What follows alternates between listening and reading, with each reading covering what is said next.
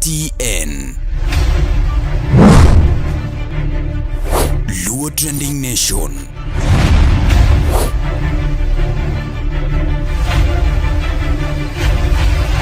Mopandi inyenyo elela.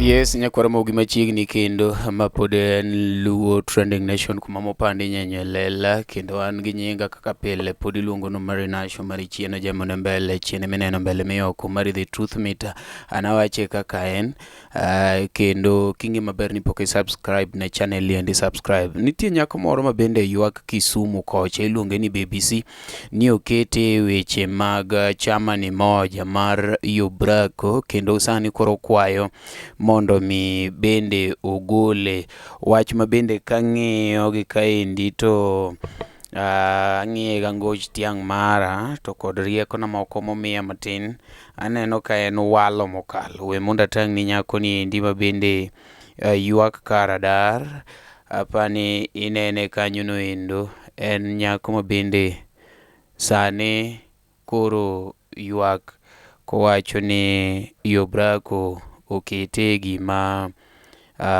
okia we akwonga tang' ni kako wacho kanyo no endo mondo mi kasto wanyalo bende discuss achiel ariyo adek akon jothumbe gi ni walo mang'eny ok ber. Hello guys, it's your girl here BBC Choknyakusa. Guys, nimekuja kuwaomba advice, nimekuja kuambia mniombe, like maisha yangu haiko sawa. So guys, mimi niliingia kwa music industry ndio nifanye kama kazi yangu, and because I love doing music, napenda muziki sana, and I think kwa hii field ya music ndio niko na 5 songs so far.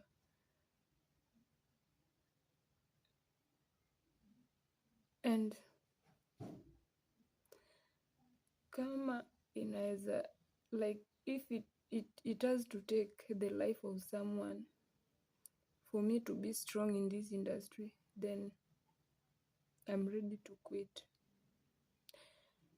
Nasema hivi juu kwa YouTube I have only 5 songs, that is Podatin, Aerombasna, Era Michuno, Era Wani and Jasiaya yenye nilitoa 2 days ago. So hapo kwa Jasiaya ndio inaniletea tabu. A friend of mine, that is Yobrako,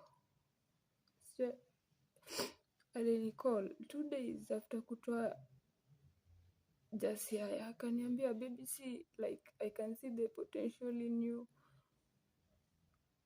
and I can see the way you are working so hard and you are a young soul, you need support. Nikamwambia, bro, hiyo support ndio nataka, ndio at least mi pia nifike place, like the place nataka pia mi nikuwe hapo juu.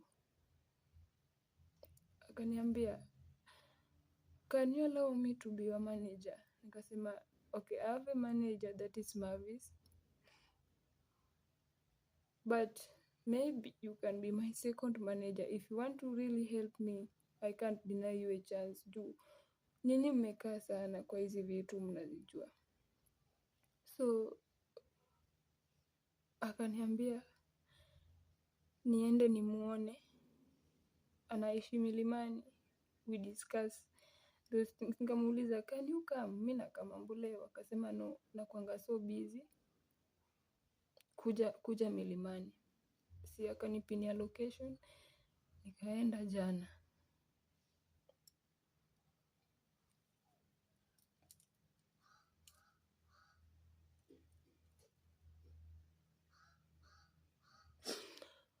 So after kwenda jana, Nafika kwa nyumba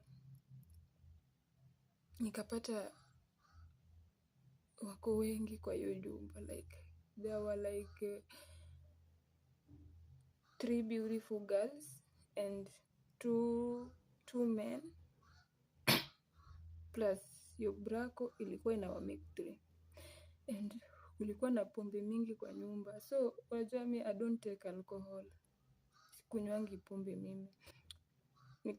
Nikaambiwa nichukue kitu ni drink, nikasema now being that you only have alcohol in this house, nitakaa. Ama nikauliza boy mwingine hapo kama naweza niendea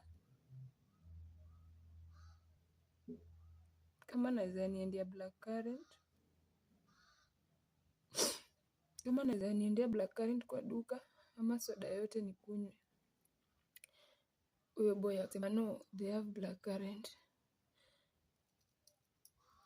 Si nikamwambia being that na trust sana huyo brako, we have been talking, amekuwa best yangu, tunaongeanga WhatsApp, tunajuliana hali, being that na trust, nikasema sawa mnipe. So venye soda yangu ilikuja kama iko kwa glass already. Nikauliza kwani hii soda yenu nyinyi ni wachoyo aje? Mnamwaga tu huko kwa jikoni, simlete tu full alafu nikikunywa ibaki mtarudisha, jokingly. Wakasema like ilikuwa imebaki kidogo hii, hata niko na bahati juu I don't take alcohol. Si mimi nikakunywa hiyo soda, but nilikuwa nishaanza kujiuliza mbona soda imekuja kwa glass, mbona? So after kukunywa hii soda, alafu 3 minutes ikapita, naona tu nasinzia, like nikaanza kuwa na usingizi ingine unusual. Mi is very rare nilalange daytime. Usingizi kaanza kunichukua pole pole. Mimi nilijua after kukunywa soda, alafu kunywa hiyo pombe au tutadiscuss vitu imenileta. So usingizi kanichukua pole pole. After some minutes nikazima. I can't remember anything from there. Nikazima.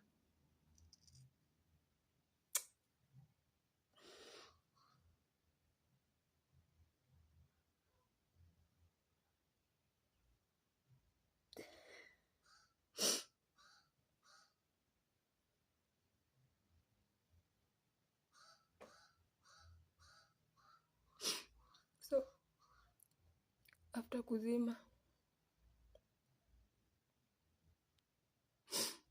mind yangu ilirudi hivi. Like when I woke up from that sleep, nikapata some blood particles kwa mkono yangu. Unaona? Nikapata some blood particles kwa mkono yangu.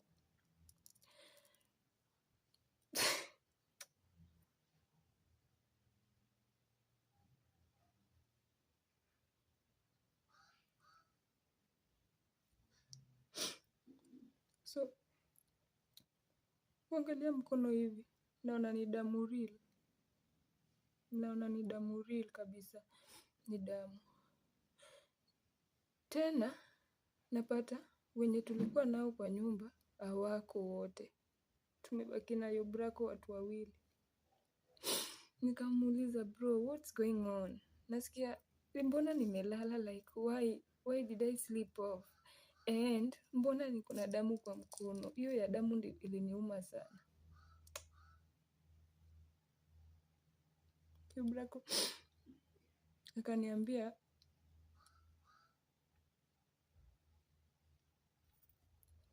akaniambia baby, see, I'm sorry but for me to be your manager there are some things you have to go through. Nikamwambia then mbona hukuniambia hizi vitu nikiwa in my right senses, like kama naona. Mbona lazima ni fell asleep ndio nifanyiwe hizi vitu, alafu hizi damu ni za nini? So guys, your brother wanted to initiate me and sijui ni step gani tumefika. I don't know. Jumi sijai jua anything to do with those chama. So sijui hizo vitu nilifanyiwa ni step 1 ama I don't know step gani tumechukua, but kitu najua, kitu nakumbuka ni niliambiwa it has to do with my parents maybe. I came to town, nilikuja tao kufanya kazi, kupush music ndio kidogo napata nitumie wazazi wangu nyumbani. But if it has to take their life ndio ni blow kwa music, ndio ni glow nikue juu, then I think it's the right time to quit. Siwezi fanya wazazi wangu hivyo, like I can't take a life of anyone in exchange of music. I can't. I was not born a killer and I'm not ready to kill anyone. So guys, your brother is still calling me. And threatened and ananiambia like we have to finish what we started. Ama kitu mbaya itafanyika. Let it happen. Acha hiyo kitu mbaya nifanyikie. So if I die, it's fine. But I can't kill anyone in exchange of music. And siwezi kwa chama. I'm a Christian and I believe in God. Hizo zingine ni stories za jaba. I can never do that. So guys, just pray for me. And tutaona venye vitu itakuwa. Yubrako akikataa nitakuja na evidence venye tulikuwa tuna chat from zero penye imefikia. Sorry. Hapa ni winjo nyako no kanyo no endo kako wacho and en gi videos mang'eny mabende ne waketo kata piny kacha nyoro ne wa aketo kako ywak kanyo nikech ni pod atimo analysis mag an gima kuonga timo en ni kiwuoyo takuonga kete LTN mwabed godo kando and kasto wachako wuoye. Nyako miluongo ni BBC ni endi nogolo thum miluongo ni Jasiaya kendo aneno kotemo lande kaka inyalo winjo. Yeah, hello guys, it's your girl here, BBC Choknyakosa, the only queen of lyrics. So guys, niko hapa kuwaomba support. Yeah. Niko hapa kuwaomba favor. Nimetoa ngoma mpya inajiita Jasiaya pale YouTube. Nilidrop jana jioni saa 10.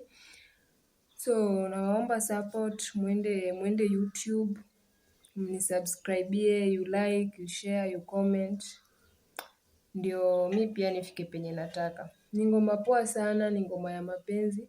Enda tu pale YouTube, search BBC. Alafu utaona hiyo ngoma iko juu. Ama to cut it short, search tu Jasiaya by BBC. Alafu utaletewa hiyo ngoma. You comment for me, you like, you share with your friend, you know, you tell your friend to tell a friend, kitu kama hiyo. Ndio mi pia nipate support yenu. Anyway, nawapenda sana. After Jasiaya nawaletea another banger called Toxic Love. Ina drop anytime soon. Another banger. First, BBC ni endi en nyako mabende wuok kanyo no endo osebedo ka otemo push music and I love it so much, but when somebody ochako dhi oko to an ka mondo akweri ineno gi kelo attention kachacha endo mondo mi bende ji odonj kuomgi ahinya. Gimomiyo awacho ni ma attention asechoko evidences ga moromo ineno kata kaka nyako ni ywak. Nitie moro mochako loso ka mar ariyo we mondo atang'ni. Guys, nimeamka asubuhi napata Yubrako amenipea like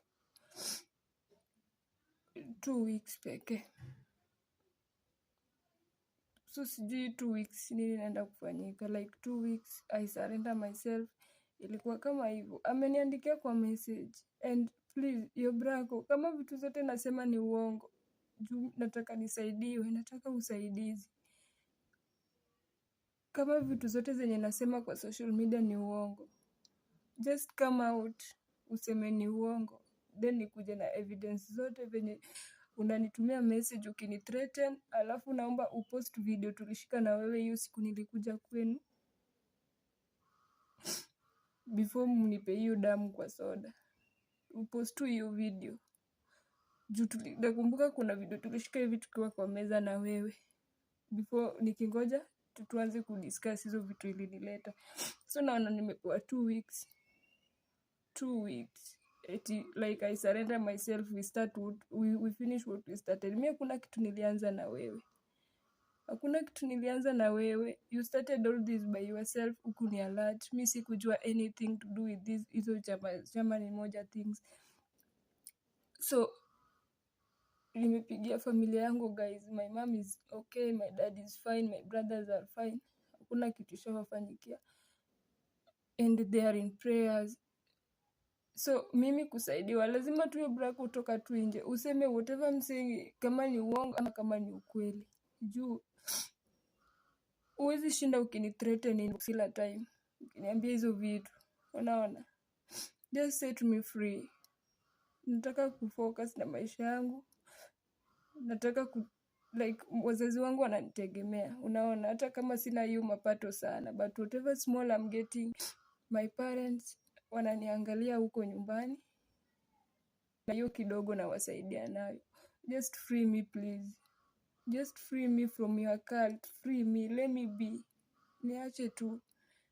Toa tu hizo vitu zenye umeweka kwa mwili yangu, hizo vitu zenu sijui vitu mlinifanyia nikilala, I don't know.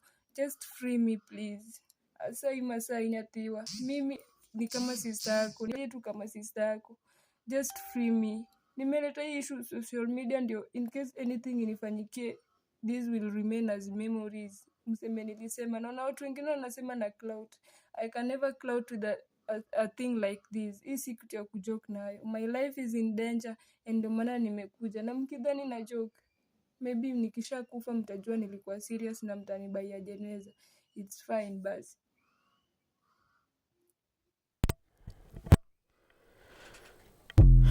Ai. Hapa ni iwinjo kaka nyako no explain. And adwa nadhi mapiyo piyo mondo akwerwa sani. Kapok akwerwa sani te, adwa nakwonga kaw thuolo ni mondo akon BBC mane dwaro no lande koto yelandi LTN mondo ji odhi winji ni thumi mar Jasiaya. Jothurwa dhi winji ni thum mar Jasiaya. Thume no dhi kama mokwongo. Kapok awuoyo winji thume no kaka dhi, nikech mane gima odwaro. Walando ne thum to wakoni adieri. Walando thum to wakoni adieri. Thume owacho ni Inyathino seata miyo chunya Ionge mutana umia Inyathino seata miyo chunya Ionge mutana umia Kata jogi dara tumia era Nakuomba baby vumilia Kata jogi dara tumia era Nakuomba baby vumilia toto. En thum mamit ahinya. BBC waselande. But nitie gik moko makatimore marach to nyaka wakwer. BBC complain ni nodhi kayo brako mondo bed manager ne. Endo naretnwa kaka nochopo kanyo, makia nomiye soda, otimi ang'o, ochiewo remo nie lwete, jomodong' te onge.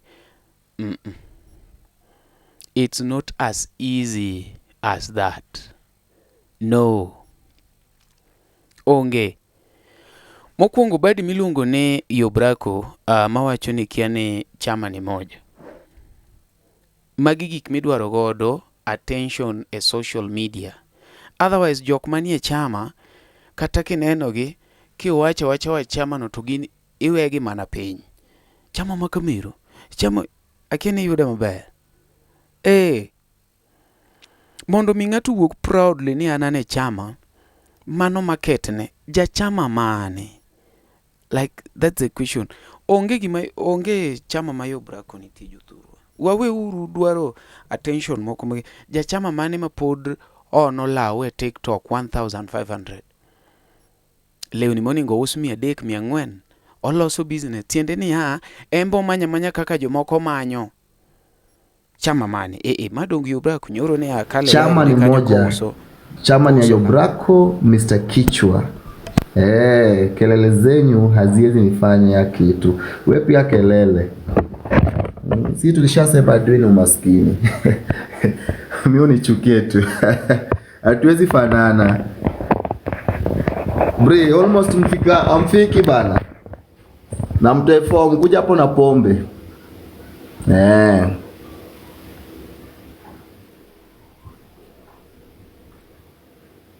Sawa. Chama ni moja. Place your orders. T-shirts available at 1,500 I mean. Only at 1,500. The quality ones, the materials are quality. Something expensive shit kademiti. So ziko zote kala zote, kuna blue, black, green, yellow, red, any unataka. Wewe bora ufike bei. Place your orders, namba iko kwa bio inaisha na 50, ni DM WhatsApp. Usini DM TikTok, ni DM WhatsApp. Chukua namba iko kwa bio. TikTok utaongoja sita kujibu. Kama uko serious unataka t-shirt, wewe place order yako 1500 na kale unataka na size unataka. Kama ni medium, small, large zipo. Are we agree? Kagine magiloso pesa. Ichakiono t-shirts alive. Magi vijende matendo mabende manya kaka jowetegi manyo. En mani koro giyudo gima nyalo kelo attention. But koro gimarach en ni joka ni aligned gi yorgi. But gitiyo gi wasani. Wasani be koro neno ni ati ni koro ntiere wemonda koni in msani kao time practice duondi maber tegno. Jok moko machalo kaka ngane. Jok moko machalo kaka nyako moluongo ni luongo na BBC. Gin jok manyoche kodonjo thum recently. Bande yao marango. In gi thumbe kore kiketo thumbe abich idwa gocho ne nga. Thumbe abich idwa goyo kanye. Thumbe abich digo mapinyru. Ane parody cartel. Tiende ni okago thum. Ago mana parodies. An gi thumbe 60 poka yao band. In gi thumbe abich imanyo manager marango. And mano manager mare diareyo nikech no chakore gi sube betu.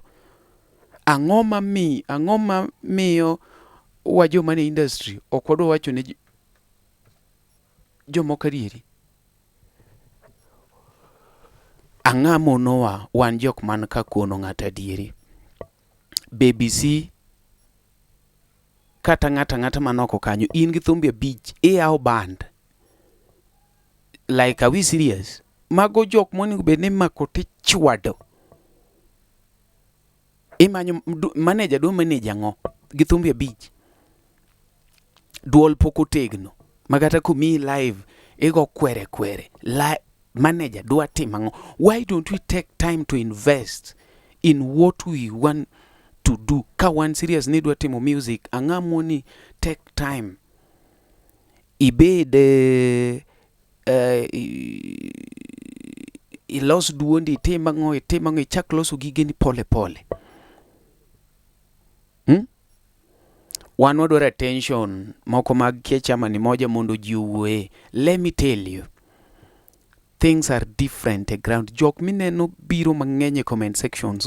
Yes, they would attention kakidwarono, but they will not help you pursue your music career. That is what people do not know. You may even cloud chase Gomari, cloud chase any other person.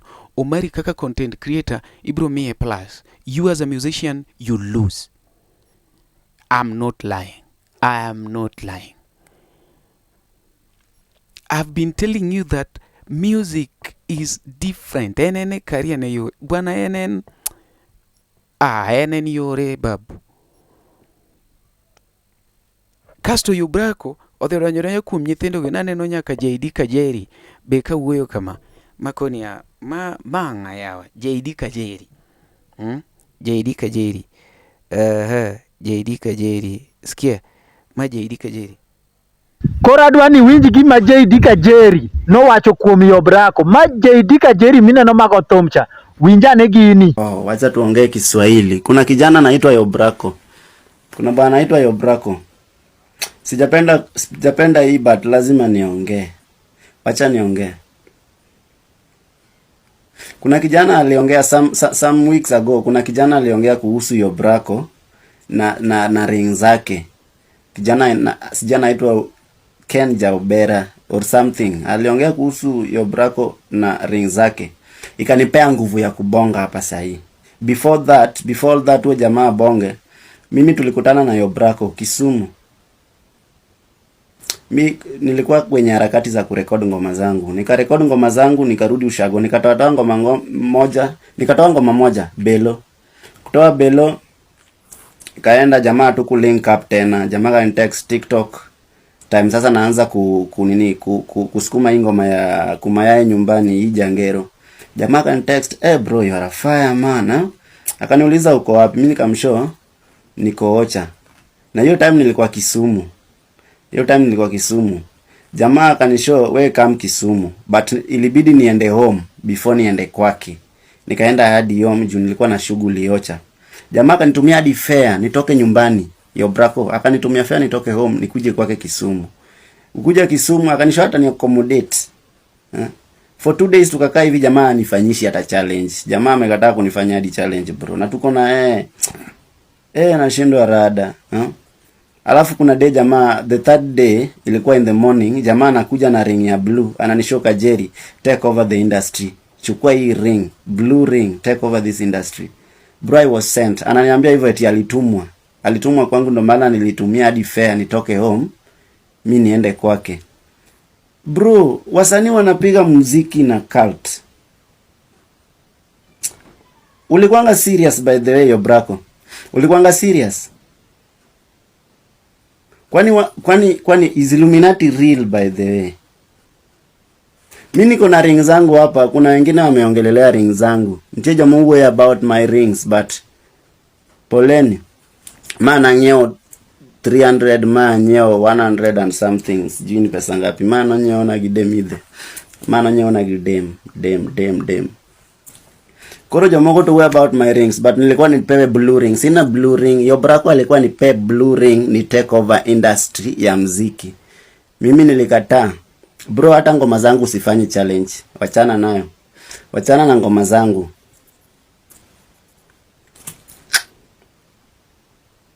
Mimi naacha mziki. Koro poda nuonu wacha chiel ni Yobrako emarwako jothumbe makaluo kae e Freemason. Kendo upcoming artist moko sani nitiere maniga gi ring goa kuome. Nitiere big artist bende manigi ring goa kuom Yobrako nachako ng'e chon, enini ne poda panda. Yobrako nang'e gima nawacho, koro ka JD Kajeri mowuoye. Kendo adhi chaka upload nu kendo video mar kaka ne process manodwa kale mondo norwak JD Kajeri gini Kisumu. Ineno chenjuru script. Ng'ato kaya ir Yobrako ni Yobrako ne dwa miya anawe thum gine BBC ni an kopo ni thum ni nyaka ni ng'ato awe thum. Yobrako biro tiyo kodu nyaka karang'o? JD gimine wacho kuom Yobrako no omiyo sani ng'ado gate. Be nitiere gimomedi ng'ado gate kata chiel? And ne ng'ama nigi jathum, ne ng'ama nigi maneja.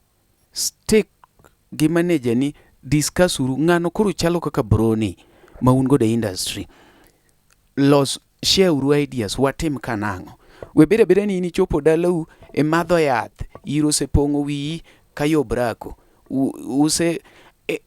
Kiki ok nyal dhi diriyo machalre kata ng'amo fuo kan follow. Ng'ata moya Yobrako ni jamano nigi ring nodwa miya adaki anawe thum. Nodwa gine nokajiri we Yobrako moro be wuok ni aki nyaka narom gi Yobrako moro ma keni luonge ni ng'amo yene empe ne village kucho. I've been following those things. Kiny ni chama ni moja ucha anaweyo. Wek uru tugo gi profession du. You are killing yourselves. Omari ka diri mono chope ka. Omari ko e diri kamane ka kolwar. Ka chode no chopi kumoro. Kiwe chode no telwar. And mane momiyo jothumbe mono ngega attention. Attention ka koro onge gima gikaw go ji toge chako lwar. Ng'amono ngegi yenyo kata mane TikTok. A moment mowe yenyo no transform olwar. Kech mago fans mag yenyo. Ing'ama jathum madwa pango kiki after kiki. Ng'e ni chieng' miwe kiki. Okay, ka ng'ato wundi ni tigi kiki mark position. Where? Jogo are following you because of kiki. They are there. Kata ki yenyo to ginyero, they are following. Like they've put you to be their puppet. They laugh as you. Yeah. Ing'ama jathum. Take time. And kaka na konu, jok moko matindo tindo machalo BBC, machalo kieng'awa, in gi less than 10 songs, donje band moro. Go uru thum. Tegno. Bed kanyo igni 5, igni 6, kata 10. Yaw band ni. It's not a walk in the park. Mibo bira ni. Anano mari, an ge band na. Kasti uchako solo. Wanyeo instruments. Onyeo ni drums. Edhe. Ibiro yudo ka gula drums out.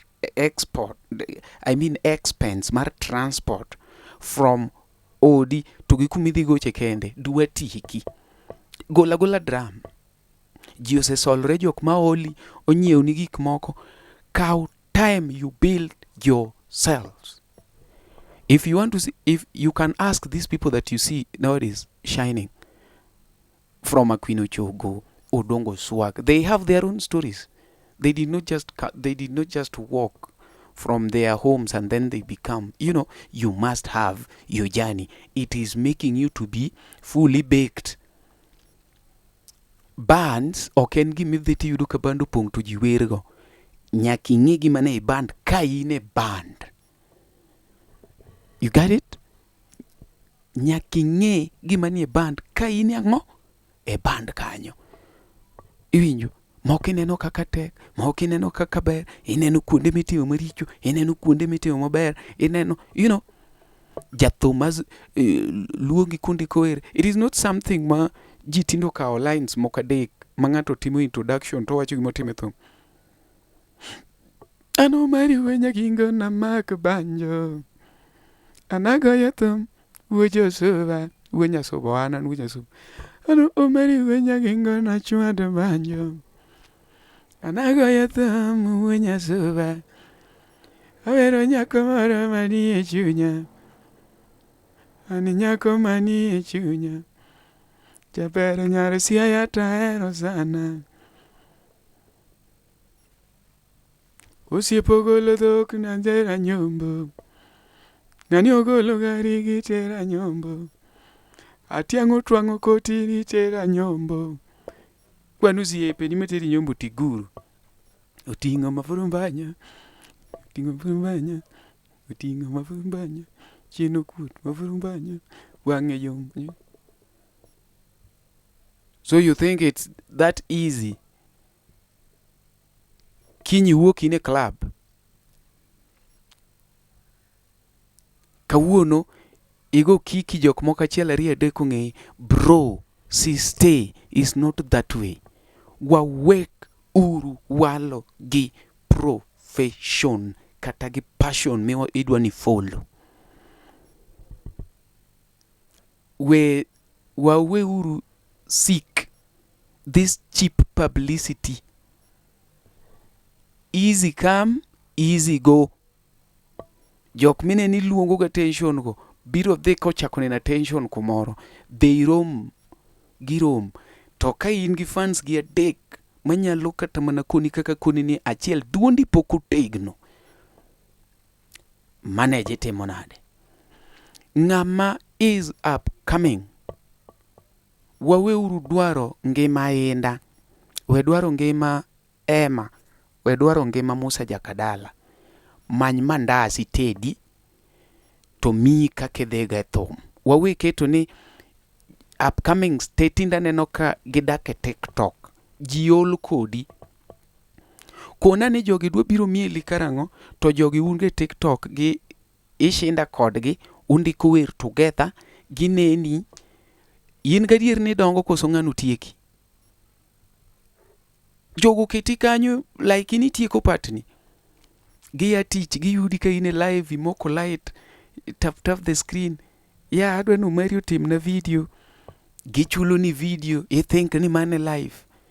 There is a life above that. Nitie life molo mano. Nitie life minyalo timo gi thum nok mano. Onge ng'ama biro ng'ado gate to ndeni e TikTok pile. Undiko kod giwer utimang'o. And that thing cannot sustain you for a year. Onge ng'ama biro miyi pesa for a year. Gidhi ol kodi kokamano to ng'ato dhi chak wuok machak timo gino gi nguvu. And the trend continues. Upcoming man tich mitimo to thumo bed side hustle kigere. To kokamano donje stabilized band ming'eni from tich adek ginyalo yudo tich kata from tich adek. To koro sami donje band ng'ani to mi easy time kech ng'ani chuli to puonji bi puonjori. Ajawe ma puonjruok e yote mokalo. Ka in gi passion mar thum, idhi nindo piny e band ng'acha chuli to wer bi weri puonjori go itegno kigurori ni ite gar tikeri oko. Kori chako kari. To idwa chake ground. Ng'ato chiri, kwani ongengo ni pesa ngapi? Ni wang'e galofu. Nitume kwa namba gani? Uketini. Iti saizi sasa tunataka kununua piano. Kwani piano ni do ngapi? Tujijo moka par solo ni kuna ingine tumepata ya 30. Sekondandi ya 25, ya 20. Inyeoni. Kwani drum ni? Kasti beti gigiri. Kokamano, tedak ni idhi solni.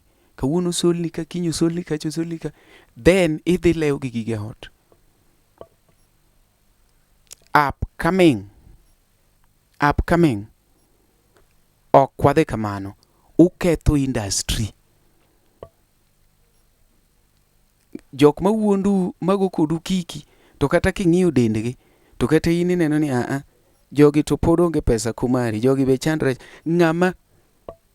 Ng'ama nigi pesa nena kata skin tone ne. Yobrako kata kuda ni jothurwa. Skin tone ne wacho pesa. Onge. Skin tone ne ok wach pesa. Joman gi pesa ok land mondo bukonye kaka mondo okonu kaka yudo pesa mang'eny. Joman gi pesa gik motimo koni ni ng'ane nigi pesa.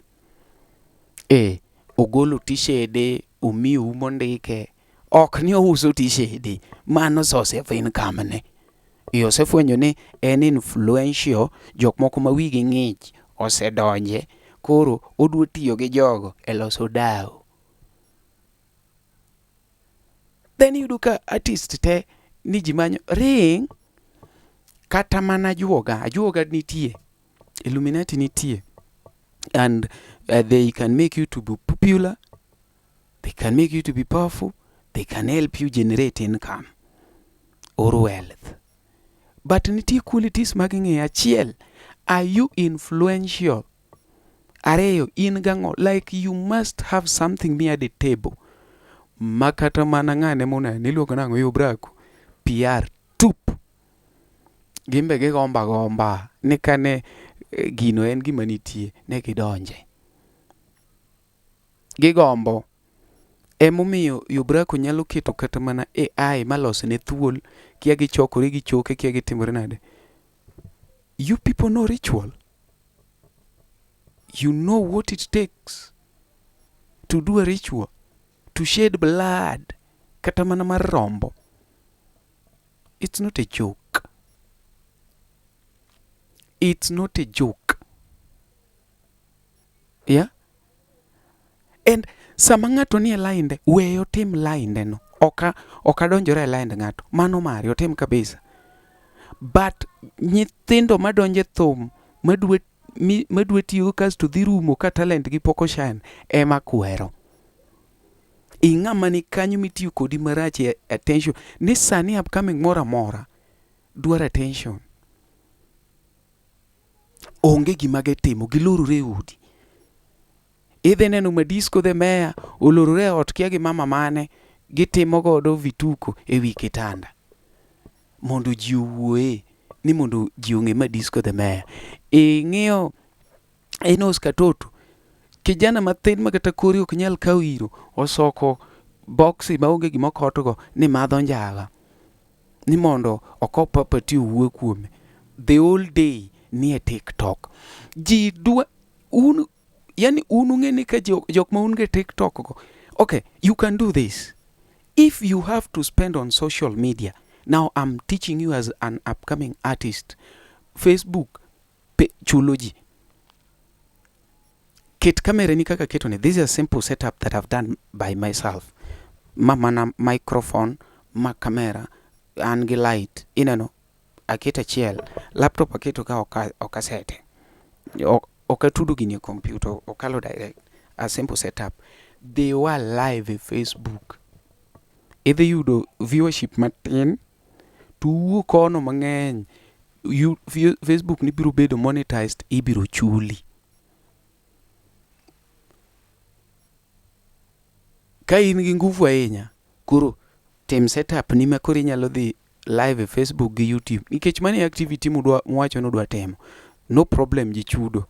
Kasto wuo maber gi ma fans man maju odonje live no. Sama gidonje, to kong'i region ma gintiere cha, to gi region ma intie, revenues mang'eny biro kanyo, to jo meta konyi ti generate pesa piyo piyo. Inyalo yude 500 moro.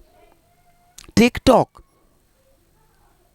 ni koro king'iyo malo kama yudo ka in gi ji 200, ing'iyo ka in gi ji ng'ato 200 to mute ni ofise, like en odwa ni wuo kanyo, like ikonye tich.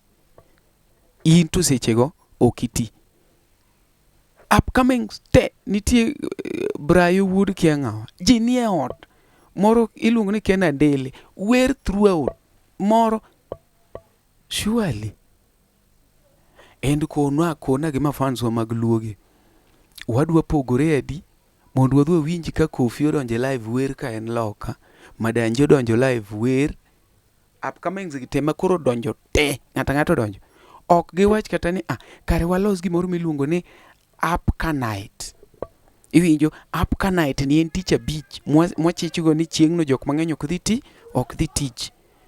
Iwinjo, to joman around Kisumu wabet e live achiel, joman around Nairobi wachako bet e live achiel, to wawene guests. Kata ji odonje in tons. Ka un upcomings madhi kata par, une live achiel, dong ma fans ka uchoko kanyo te. To wacho ni namba mioro nwe gimoro en namba achiel, en namba ng'ane. Aya, the next week wan gi ng'ane. Kata week waket gi adekwa. Waket Wednesday, Friday, to gi Saturday. Kata Tuesday, wanyalo keto moro Tuesday, moro waket Thursday, kata moro waket Friday, kaso wachwad gi weekends. En ng'ato ka ng'ato nigi live ne. Kiyawo kama to ji tinde go beat. Ng'ato keto beat kama. Oteno jendo minatieno. Dinero minamondi. Neno ko Mario donjo mari. Dinero minamondi. Dinero minokinyo. Avera nyango nyathi mahero. Avera nyango nyathi mahero. Anyango tingo chien nyathi mahero. Kaso ji osefwenyo ni ji ohero gik malil. Kodhi otanda to mora sana. Sama yoko buoye to mora sana.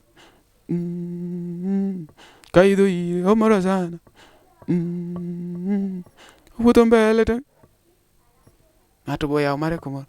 Anyango nyara lego ine maheri osiepna. Ng'ato boyawo moro kumoro. Otieno komolo. Kagiwe mano to en koro en attention. Ng'ane wila recorder, ng'ane in, ng'ane omesha. Kasto gi nyinge magimiyore. Inyo ng'ato ni Simba. Ng'ato ni ane king of lyrics. Ng'ato ni king of new school. Ng'ato ni atiene king, queen.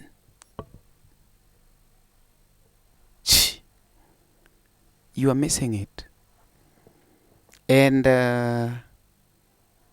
kakuneno dheno, ema miwinjo ka enda nigi ngufu mar pakore gi igni mowacho ka.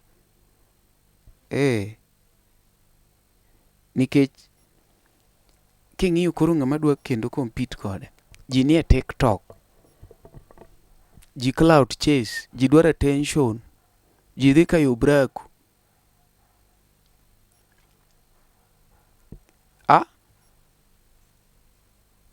Ugoru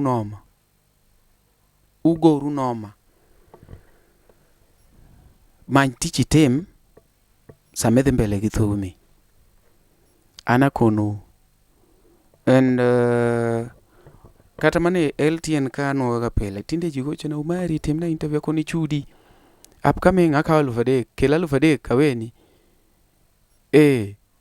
Niya kina kari kila 5,000. Simple. Niya mano wewe sawa. Nango nikech ang'eni an gi tija matimo.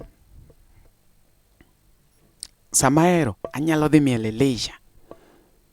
Kata ini jathum mana round. Anyalo miel. To ni dwa geno 120% kuom thum to kore kichako. Ija neko, you are mad. Visit any mental. Like kata jaduka moyaw duka mok nya geno duka neno nyaka duka bed stable. Ini dwa chaka jawa kore kindiko wendi marabich. Mabende jomong'eye maber gin joma muoloru godo e TikTok. Mabende ok nya bire shoni nikech moko be luoko sande Saudi. Moko be security Qatar. Moko be is just a random passers by. Mano kalo yudo kigo gino. Tiende ni wendi no jok mong'eye malong'o be onge. Tidwa chame. Kendi kono e live. Ni aning'eni mae tich manahero. Madness. Mano luoro tich matek. Kata an duonda met. To pod atiyo. Kwendang bire ne piny kaka ng'ato nyalo goni en oseweyo. An thum ema mora. An thum ema dwa chako. Ng'ato konu ni enda no chaka thum. Ng'ato konu ni ema. En kaka nuwinjo to chaka thum.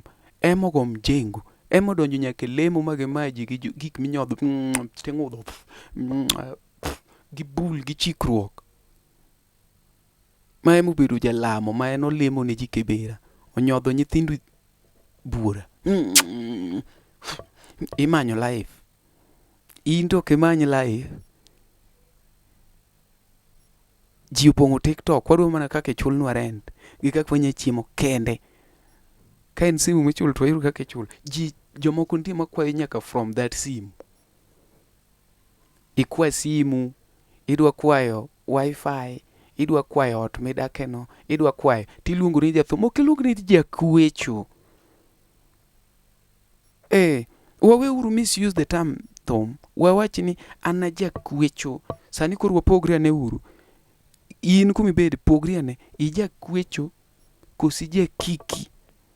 Kosija attention. Kosija. No. Tim tiji. Jothumbe moko go mamjengo. Kata miso thuango. Oriemba piko dabal.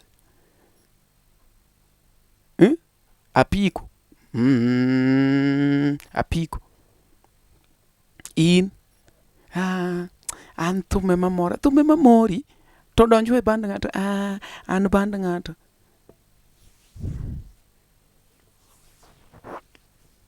A miracle tinde temore maber mana. You just walk from your home kata in magi thumba dek, in yawo band, in idwa gocho, mano ja club mane madwa chuli no, ambo bi ochula, an gi parodi 60, ochula. Ja club no chula di, kata kok ochula karo chuli tini. Tisego shows adi mopong. You know what it takes to have an event. Event tu, kata mana birthday muting'o ji 8. Iwinje kaka ochala. To koro pare ni ma midhi keti, ming'ado, midwa ni chul jomoko dogot, okoyot ba boys. Sawa? Kawe uru example gi Tony Kajon, badi mawer to ni akanyo. Wan gi ng'at moro iluongo no Koth Kaeli. Ena ka brone mang'ane. Maema. Notemo yawo. Wer manoma. To noyudo ka otek. Omiyo in, BBC, we walo. Wek walo. And kopo ni tinga maoli ni mondo yud attention.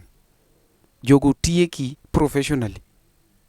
Jogo tieko career mari. Ibro dong ni in koro go mana content gi yobrako. Ambe awacho ni yaw kamera. Ni haki mimi naacha mziki. Kwani ini lo Fredi Jakadongo kiwe. Ini lo Odhiambo Taska. Ni ati mnipewa mawaidha. Mawaidha mane tisewacho ni we thum. Gochni Fredi Jakadongo. Baba. Naneno kiwe. Iwe nango. Ikaw simu. Idonje Facebook. Sachielo kinye type. Ni thank you for those people that have supported me to this level. Mano katani nyalo kona draft ni tauri ya WhatsApp ikopi paste Facebook. Thank you so much, my fans, for supporting me up to this level. I've made a very hard decision to quit music and venture into other career. For those people who have stood by my side, I don't take it for granted. I appreciate so much. Tobe iwa watom kamano. Iwa watom. Be ngama chambi onge. To mapodi bire TikTok. Tiwacho ni moru be load. Weyo. Kata ng'ama ondiko script no. Pache thin. In script made ndiko mado chamo. Akonu pile ni kudwa loso kikigi. Tu en gima okuongo ndiki. Ming'e nyaka kaka odhi rumo. Mak video kidhi audio brako. Iwinjo. Kasto. Iwach ni yobrako ne dwari titamuri. Mago stories ma ng'ata can relate. Nyakuramogi, be isebedo gi achiedh nade ka ipenjori kama inyalo chwalo lendo magi ne jopiny. Obed lendo mag ohala, lando nyasi kaachiel kod lendo mamoko mathoth. Bas, kik ibed gi kionko moro amora nimar LTN Luo Trending Nation ni ka nikech in. Wan kod jolendo man gi oteku kendo nigi lony mamalo mar chwalo ni lendo meki ne oganda. Ne ler mathoth tudri kodwa e nembniwa magin 07 1 92 32 74. Bende nyalo oronwa ote e luotrendingnation@gmail.com. Lendo manimba managi LTN Luo Trending Nation.